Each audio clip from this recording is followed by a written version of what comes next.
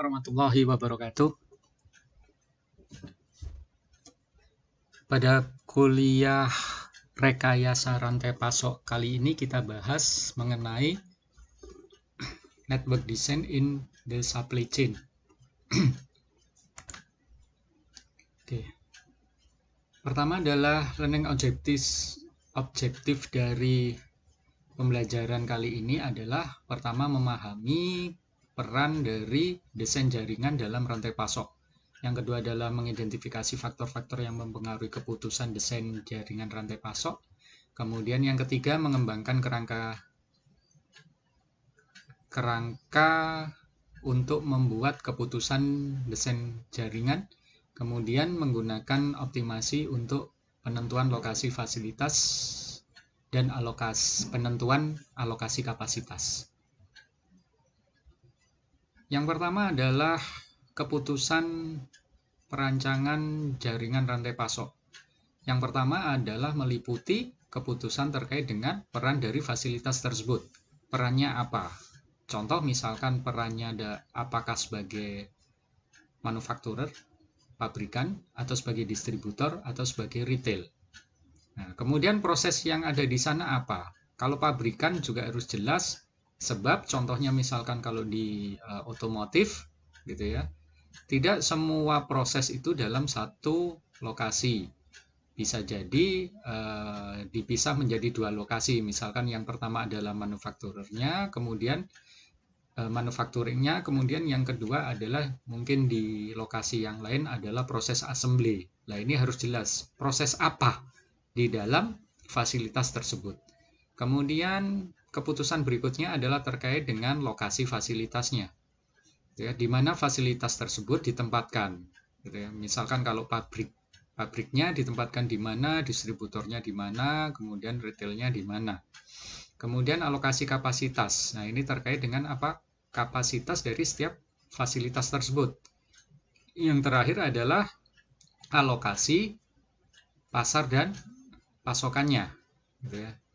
Maksudnya apa? Misalkan untuk market di sini, fasilitas tersebut melayani konsumen mana saja, gitu ya. Titik market mana saja yang dilayani. Kemudian menerima supply atau pasokan dari mana. Ya, kalau misalkan pabrik, pasti ada pasokan dari supplier. Nah, ini dia dipasok dari supplier mana atau supplier dari daerah mana, kota mana. Nah, ini juga harus jelas. Itu adalah keempat dari keputusan desain jaringan. Berikutnya adalah faktor-faktor yang mempengaruhi keputusan desain jaringan. Yang pertama adalah faktor strategis. Ya. Faktor strategis di sini contohnya misalkan perusahaan lebih menekankan pada efisiensi biaya atau biaya produksi yang rendah, atau lebih misalkan dalam hal ini efisiensi atau menekankan responsiveness. Kalau misalkan efisiensi berarti itu untuk mencapai economy of scale, biasanya adalah kapasitas besar, gitu ya.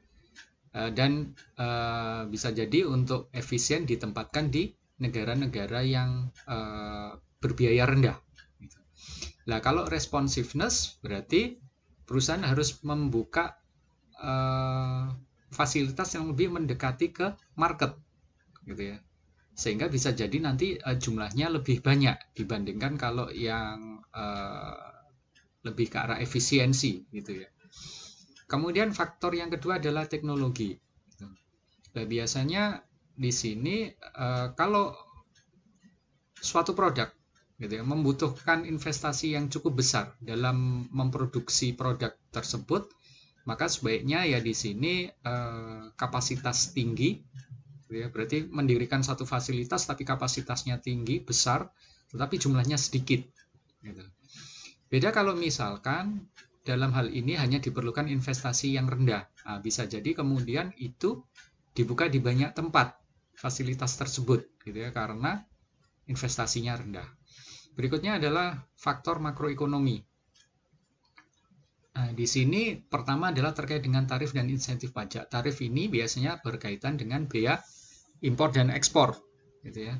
Kalau misalkan suatu negara mengenakan biaya sangat tinggi, gitu ya, biasanya juga biaya masuk, gitu ya, berarti biaya ekspor dari suatu negara masuk ke negara lain, gitu ya. Contoh misalkan dari Jepang ke Indonesia, Indonesia mengenakan biaya masuk tinggi atau biaya impor tinggi, gitu ya, biaya impor tinggi, maka kemudian biasanya eh, produsen tersebut daripada harus membayar biaya masuk yang tinggi, dia mending membuka fasilitas di Indonesia, gitu ya. Itu terkait dengan tarif, sehingga kemudian lebih banyak apa ke arah kalau dikaitkan dengan strategis responsiveness, gitu ya, seperti itu, lebih mendekati ke pasar. Kemudian terkait dengan tax insentif, gitu ya, insentif pajak. Semakin misalkan insentif pajak yang diberikan semakin menarik, biasanya juga akan membuka peluang produsen untuk menanamkan modal atau membuka fasilitas baru di suatu negara, gitu ya. Berarti apa kesimpulan di sini? Kalau misalkan, gitu ya, bea masuknya itu tinggi, kemudian insentifnya juga tinggi, berarti kemungkinan apa? Perusahaan akan lebih tertarik untuk membuka, gitu ya, fasilitas baru di negara tujuan, gitu. Tetapi sebaliknya, kalau misalkan tarifnya rendah, tapi insentif pajaknya rendah juga, gitu, tidak menarik, bisa jadi perusahaan tidak tertarik, gitu ya, atau produsen tidak tertarik untuk membuka fasilitas baru di negara tujuan. Kemudian risiko nilai tukar dan permintaan. Nah, nilai tukar ini sangat berpengaruh, terutama untuk produk-produk yang terkait dengan produk ekspor, gitu ya. Contoh misalkan di Indonesia, gitu ya, satu merek kendaraan tertentu, gitu ya, membuat mobil, gitu ya, HPP-nya 100 juta, laba dan cost di luar produksi 20 juta, berarti 120 juta. Asumsi kalau misalkan $1 itu 10.000, berarti sebenarnya harga mobil tersebut 12.000 dolar, gitu ya. Nah, kemudian kalau misalkan, gitu ya, nilai tukarnya rupiah melemah, berarti $1 menjadi, misalkan $1 menjadi 14.000, gitu ya. $1 menjadi 14.000. Efeknya apa di sini? Produsen tersebut akan bisa menjual dalam tanda kutip seolah-olah lebih mahal, kan? Harganya tetap $12.000, kalau dirupiahkan bukan 120 juta, tetapi berapa? 12.000 dikalikan bukan 10.000 tetapi 14.000, gitu kan, berarti berapa itu, 160-an juta, gitu ya. Nah, sehingga labanya lebih tinggi lagi, bukan hanya labanya misalkan laba plus cost 20 juta, labanya 10 juta, labanya bisa lebih tinggi dari 10 juta, gitu ya. Nah, sebaliknya kalau misalkan rupiahnya menguat, gitu ya, menjadi 9.000, bayangkan kalau menjadi 9.000 berarti harga jualnya berapa? 108 juta.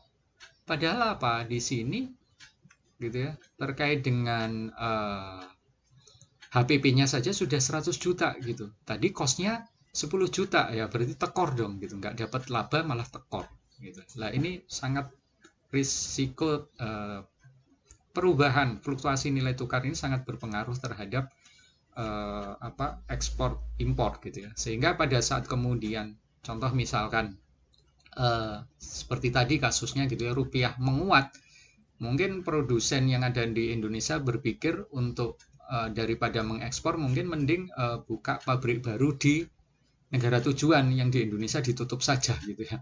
Misal seperti itulah. Ini sangat berpengaruh pada keputusan desain jaringan. Kemudian, dan itu juga nanti akan berimbas ke permintaan, kan. Permintaannya bisa kalau tadi, gitu ya, karena rupiahnya menguat, kalau ingin labanya tetap, mau nggak mau apa, harganya dinaikkan. Bisa jadi permintaan di negara tujuan juga akan menurun, kan. Nah, ini sangat berpengaruh sekali, gitu, nilai tukar ini. Kemudian biaya pengangkutan dan bahan bakar. Nah, ini terkait dengan biaya harga misalkan BBM, gitu ya. Harga minyak dunia misalkan naik, ya biaya pengangkutannya naik, semakin mahal. Nah, kalau biaya pengangkutan dan transportasi semakin mahal, kecenderungan ya produsen mungkin mending gitu ya membuka fasilitas baru di negara tujuan yang lebih dekat, di mana ongkos angkutnya adalah lebih rendah karena lebih dekat. Kemudian faktor yang lain adalah politik. Itulah, ini juga sangat berpengaruh. Negara-negara yang risiko politiknya sangat tinggi biasanya tidak menarik untuk adanya pembukaan fasilitas baru sebagai bentuk dari penanaman modal gitu ya, seperti itu. Sedangkan untuk negara-negara dengan politik yang cenderung stabil itu lebih disukai untuk suatu investor atau produsen untuk membuka investasinya di sana. Kemudian faktor infrastruktur gitu ya. Ini juga sangat berpengaruh gitu. Infrastrukturnya gimana? Kalau sudah bagus, kecenderungan untuk gitu ya membuka fasilitas baru juga lebih tinggi dibandingkan kalau infrastruktur belum kuat. Kemudian faktor kompetisinya, sudah banyak kompetitor belum? Nah, semakin sedikit juga semakin kecenderungannya juga semakin banyak yang ingin membuka fasilitas baru gitu ya. Nah, untuk dua hal ini nanti kita bahas di slide berikutnya. Kita bahas dulu yang ke berikutnya ini, customer response time and local presence gitu ya. Waktu respon pelanggan dan kehadiran lokal. Maksudnya adalah kalau misalkan contoh skema gitu ya, skema untuk penjualannya adalah skema retail, ya biasanya cenderung apa?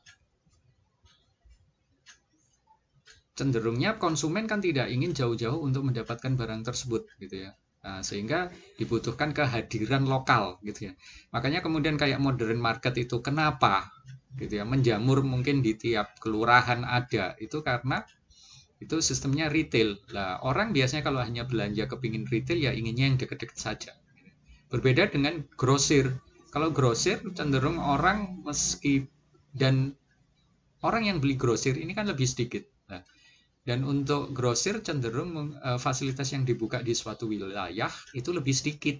Ya, misalkan satu kota satu atau dua saja. Sehingga orang ke sana pun tidak masalah jauh karena apa? Harga grosir itu secara nanti dibagi per unitnya itu lebih murah dibandingkan retail. Nah, ini juga akan membedakan gitu ya. Skema distribusi menggunakan sistem retail atau grosir itu juga akan menentukan desain jaringan. Yang terakhir adalah biaya logistik dan fasilitas gitu ya, yang terkait dengan semakin banyak fasilitas dibuka, tentunya biaya inventory dan fasilitas juga semakin tinggi gitu ya, tapi biaya transportnya lebih rendah. Tapi semakin sedikit yang dibuka, inventory facility cost-nya adalah lebih rendah, tapi transport cost-nya lebih tinggi. Oke, kita bahas yang kemudian ini, competitive factor. Ada dua. Ya, ini gambaran gitu ya. Kita lihat garis ini dulu. Gambarannya adalah kalau misalkan konsumen itu terdistribusi merata antara gitu ya, antara titik 01 gitu ya. Berarti di sini ada titik-titik konsumen gitu ya. Dengan terdistribusi merata sepanjang garis ini. Kalau misalkan ada dua perusahaan, yang pertama ada letaknya di titik A yang lebih mendekati ke 0 dan titik B yang lebih mendekati ke 1 gitu ya. Nah, titik B ini jaraknya adalah dari sini ke 1 itu adalah B. Sehingga kalau dengan acuan 0 itu adalah jarak dari 0 adalah 1 minus B gitu ya. Oke, maksudnya positive externalities between a firm itu adalah biasanya dua perusahaan yang sama bisnisnya itu melakukan co-location, yaitu lokasinya menentukan adalah berdekatan. Ya, contoh misalkan modern market gitu ya, antara merek A dan B itu biasanya kan berdekatan. Itu untuk apa? Itu adalah untuk apa? Menarik gitu ya, menarik titik-titik demand di sini itu cenderung nanti akan mengumpul ke satu titik gitu. Dan mereka di sini seolah-olah sebenarnya mereka bersaing gitu ya. Tetapi keuntungan hal yang lain adalah mau tidak mau sepanjang titik ini kan ngumpul di satu titik, misalkan di tengah sini gitu ya, tidak terpecah. Kalau contoh misalkan A di sini gitu ya dan B di sini kan berarti terpecah, berarti mungkin hanya separuh-separuh gitu ya. Tetapi pada saat di tengah di sini dalam satu lokasi yang sama 100% gitu ya, konsumen yang tersebar merata ini kalau ingin belanja pasti akan mengumpul di titik lokasi A dan B, gitu ya. Karena A dan B adalah posisinya di sini, setengah, gitu.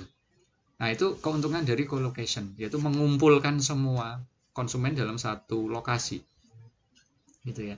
Nah, sedangkan kalau ingin kemudian mereka tidak ingin berkompetisi secara langsung head to head, ya cenderungnya adalah locating to split market. Ya, misalkan A adalah posisinya di sini, gitu ya, misalkan seperempat bagian, yang B adalah di 3/4 ini. Nah, nanti akan terbentuk apa? Yang dekat dengan A, gitu ya. Berarti misalkan 0 sampai setengah, ini akan belanjanya ke A. Sedangkan yang setengah sampai 1 itu belanjanya ke B yang posisinya di 3/4. Gitu ya. Nah, itu adalah locating to split the market, gitu.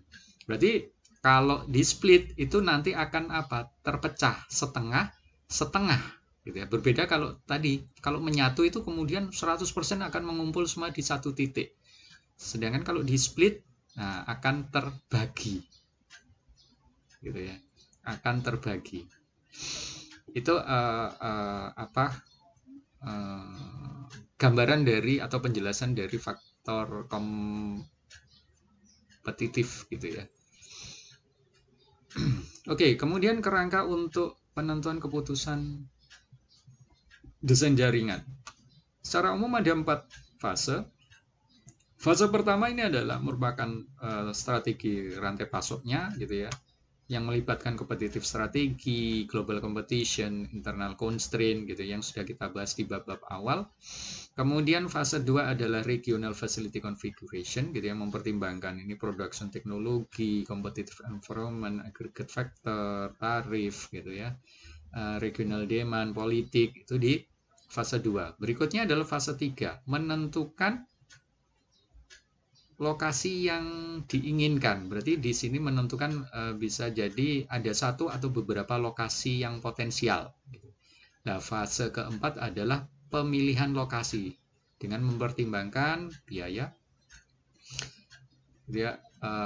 biaya-biaya, misalkan tenaga kerja, gitu ya, material, transport, inventory, dan lain sebagainya.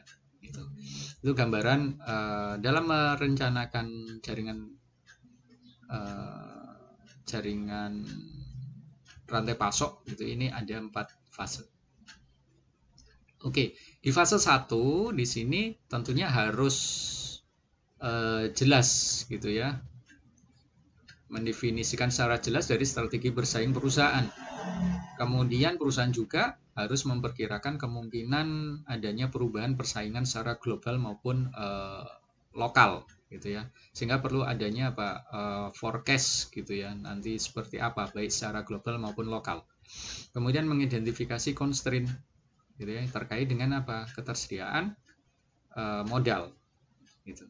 Kemudian tentukan strategi pertumbuhan dan perkembangan pasar ke depan. Nah, untuk penentuan jaringan rantai pasok itu tidak hanya misalkan hanya untuk 1-2 bulan ke depan, karena itu terkait dengan keputusan strategis, perlu kemudian mempertimbangkan perkembangan masa mendatangnya seperti apa, gitu. Bisa 5-10 tahun bahkan 20 tahun ke depan, gitu. Perkembangannya seperti apa, kemudian strateginya seperti apa, gitu ya. Apakah misalkan nanti strateginya itu mungkin membuka fasilitas baru, atau mungkin hanya merger, akuisisi, gitu ya, dan lain sebagainya. Nah, ini ditentukan di fase yang pertama. Kemudian yang fase kedua, nah ini lebih ke arah yang regional, gitu ya. Ini tetap sama, yaitu memforecast demand, tapi sudah berdasarkan regional, baik itu negara ataupun kota, provinsi, gitu ya. Nah, kemudian mengukur economy of scale di sini adalah nanti terkait dengan kapasitas, gitu. Kalau kapasitas besar berarti apa?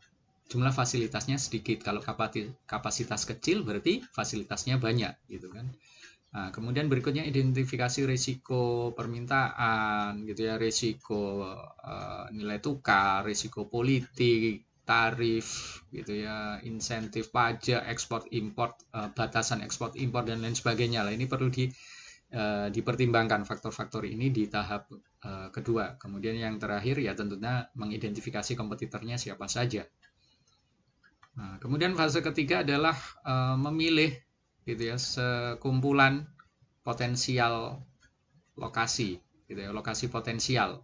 Nah, di sini terkait dengan kalau hard infrastructure requirement ini ya contoh misalkan kalau buka pabrik, nah itu kan hard, buka gudang distributor itu kan hard, buka toko itu kan hard infrastructure. Nah kalau soft infrastructure ini terkait dengan ketersediaan tenaga kerjanya yang tenaga kerja terampil gitu ya, tenaga kerja ahli, ketersediaannya seperti apa.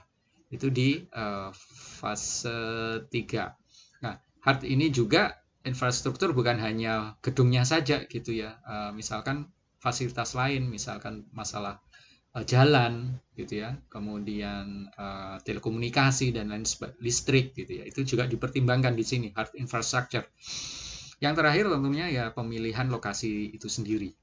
Gitu ya. Ini lebih detail nanti strukturnya untuk misalkan tiap kota gitu ya, tiap daerah itu ditentukan di mana. Contoh misalkan kalau di dalam wilayah provinsi itu nanti gudang distributornya di mana, apakah di satu titik misalkan di Semarang atau mungkin di 2 titik Semarang sama Jogja atau yang lain gitu ya. Oke, itu secara umum adalah seperti itu. Kemudian nah, berikutnya adalah terkait dengan model untuk penentuan fasilitas, lokasi fasilitas dan alokasinya.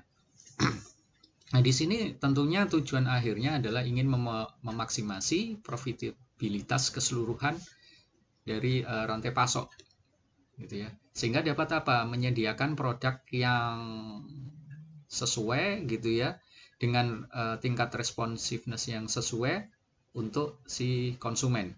Gitu.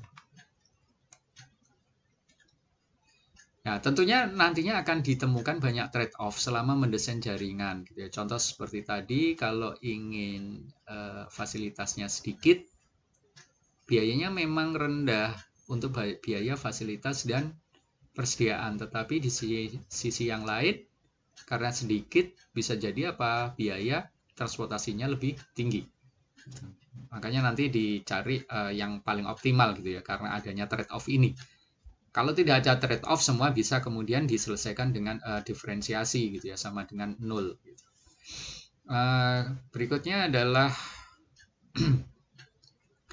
model dari desain jaringan ini digunakan untuk menentukan lokasi dan kapasitas, gitu ya, sehingga nantinya bisa sesuai dengan atau bisa memenuhi permintaan yang ada. Nah, berikutnya informasi yang penting perlu disediakan pada saat untuk membuat keputusan desain jaringan adalah yang pertama lokasi dari sumber supply-nya dan pasar. Ini penting kita perlu ketahui. Kemudian lokasi dari potensial facility-nya, gitu ya. Lokasinya di mana yang potensial? Karena kita kan mau milih nih dari beberapa lokasi yang potensial. Gitu ya. Bukan kemudian semuanya harus dipilih. Kita pilih yang paling optimal. Kemudian forecast permintaan. Nah, ini juga perlu ada datanya. Kemudian terkait dengan apa? Biaya fasilitas, biaya tenaga kerja, biaya material gitu ya untuk tiap lokasi. Nah, berikutnya biaya transportasi gitu ya. Antar nanti misalkan ada kan selalu ada pihak supply gitu ya yang memasok dan pihak yang nanti order gitu ya yang melakukan permintaan. Nah, ini harus ada gitu biaya transportasi antara dari source to destination itu harus ada, harus jelas biayanya. Berikutnya adalah biaya inventory. Gitu ya, biaya inventory untuk tiap area gitu ya, tiap lokasi tersebut itu juga ada, kemudian harga jual produknya ada, pajak dan tarif, waktu responnya juga gitu ya, ada untuk layanan tersebut. Nah, semua data ini sebaiknya ada, tetapi gitu ya, semakin banyak faktor yang kita pertimbangkan, tentunya nanti juga modelnya akan semakin kompleks. Nah, sedangkan untuk kasus yang kita bahas di kuliah kali ini, itu nanti hanya membahas secara umum saja gitu. Sehingga ada beberapa informasi yang ada di sini gitu ya, tidak dipertimbangkan dalam model yang dibangun. Gitu. Nah, pertama adalah kita bisa membuat model untuk fase yang kedua, yaitu terkait dengan optimisasi jaringan. Yaitu pertama menggunakan model capacitated plan location. Gitu ya. Di sini mempertimbangkan kapasitas fasilitasnya. Nah, contohnya gitu ya. Misalkan contohnya adalah ya misalkan di sini ada sejumlah gitu ya. Nanti ada sejumlah potensial plan, yaitu potensial plan lokasi berarti beberapa lokasi pabrik yang potensial. Kemudian untuk memenuhi apa? Demand dari gitu ya, dari M market. Nah, dan M market ini mempunyai apa? Annual demand tertentu, dan tiap potential plan location potential plan ini punya kapasitas tertentu. Kemudian ada fixed cost pada saat pabrik tersebut dibuka, dan juga ada apa? Biaya untuk memproduksi dan untuk pengiriman untuk setiap unit gitu ya, dari apa? Dari pabrik menuju ke market. Nah, sehingga di sini dengan asumsi gitu ya, asumsi di sini adalah demand harus terpenuhi semua gitu ya oleh kapasitas dari pabrik yang nantinya terpilih, maka kemudian constraint-nya bisa digambarkan seperti ini dan fungsi objektifnya seperti ini gitu ya. Fungsi objektif di sini adalah artinya ini adalah minimasi biaya fasilitas gitu ya, karena Y ini adalah gitu ya, decision variable di mana kalau satu itu dibuka, kalau 0 ditutup. Nah, ini adalah biaya fasilitas, kemudian ini adalah biaya transportasi atau biaya pengiriman dari pabrik ke market. Gitu. Dimana apa di sini XIJ itu adalah dia melakukan pengiriman dari pabrik I ke market J. Kalau melakukan pengiriman itu jumlahnya berapa gitu ya, itu di sini di XIJ, kemudian dikalikan dengan apa? Biaya pengiriman per unitnya, itu adalah CIJ gitu ya, tadi per unitnya. Nah, sedangkan untuk constraint-nya di sini adalah dibatasi total dari XIJ yang dikirim dari gitu ya, semua pabrik menuju ke setiap pasar gitu ya, itu sama dengan D. Berarti tidak boleh melebihi demand gitu ya. Yang dipasok kan bisa dipasok dari beberapa pabrik. Kalau ada 5 pabrik, 3 dibuka, berarti ini kan setiap market itu akan dipasok dari 3 pabrik. Kemudian constraint yang berikutnya ini adalah lebih ke arah constraint supply-nya gitu ya. Semua produk yang keluar dari setiap pabrik itu tidak boleh melebihi kapasitasnya. Ini harusnya bukan sama dengan, tapi apa? Lebih kecil sama dengan gitu ya. Oke, itu untuk constraint yang kedua. Constraint yang terakhir dua constraint yang terakhir adalah YIJ adalah bernilai 01 biner, kemudian XIJ harus lebih dari sama dengan 0 gitu ya. Karena apa? Barang yang dikirim tidak boleh minus gitu ya. Oke, dengan kasus seperti ini kita bisa gambarkan nanti dalam Excel gitu ya. Saya tampilkan Excel-nya.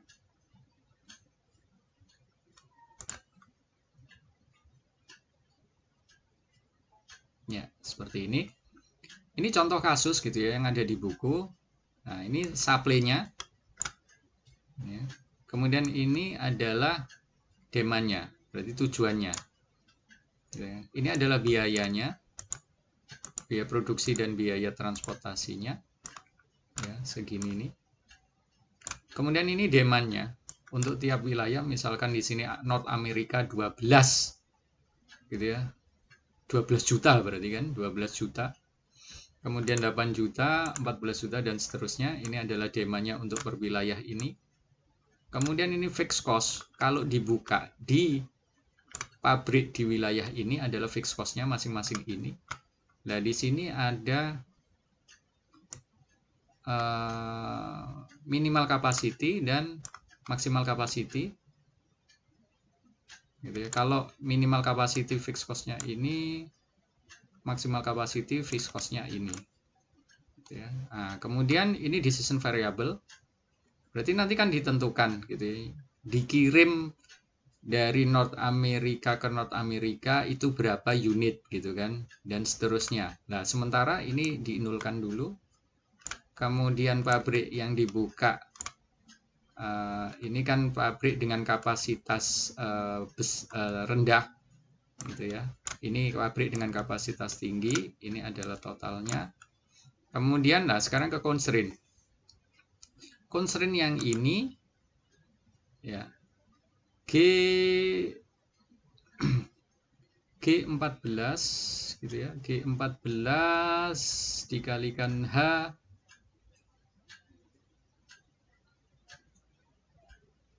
sebentar. G14 dikalikan H4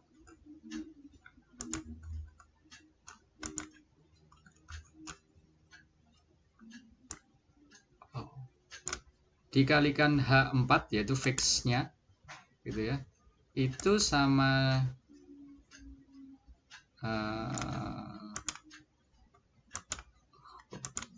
susah ya dipindah.